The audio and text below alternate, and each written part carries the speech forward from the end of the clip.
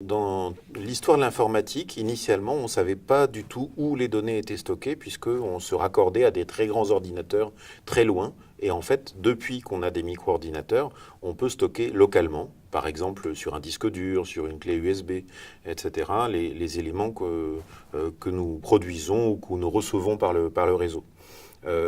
Au fil des années, avec la maturation du numérique et des réseaux, on s'est retrouvé à stocker en ligne tout un ensemble de choses. Et en ligne, on se dit que c'est pas chez moi et loin.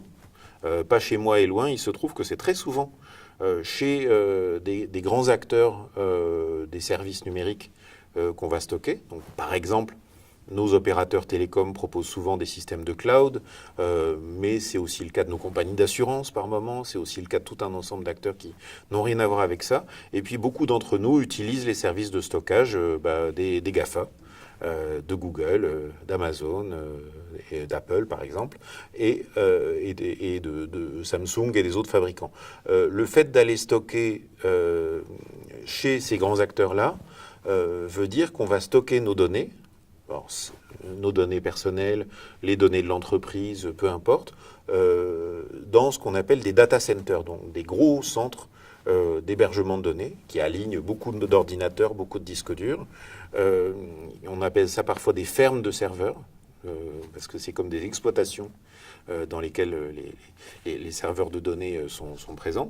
Et il se trouve que ces data centers sont devenus un peu des monstres, tout simplement parce qu'ils doivent consommer énormément d'énergie pour fonctionner proprement. Il faut les refroidir parce qu'ils réchauffent terriblement, ce qui veut dire que tantôt on va les loger dans les pays froids pour qu'ils soient refroidis par l'environnement, ou tantôt on va les loger dans des pays très chauds pour qu'ils soient à température ambiante avec ce qui se passe autour. La question énergétique du stockage est une des questions clés, donc certains acteurs expérimentent le fait de réutiliser cette chaleur pour chauffer des collèges, faire de l'eau chaude, faire un ensemble de choses comme ça.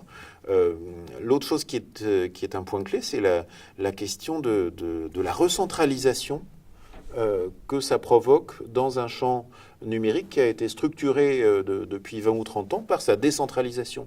La micro-informatique décentralisée, l'Internet décentralisé, le stockage par un cloud centralisé produit l'effet inverse. On parle parfois, les acteurs les plus militants vont dire Minitel 2.0 en disant on est en train de revenir plusieurs décennies en arrière avec un contrôle qui se recentralise par un tout petit nombre d'acteurs très puissants.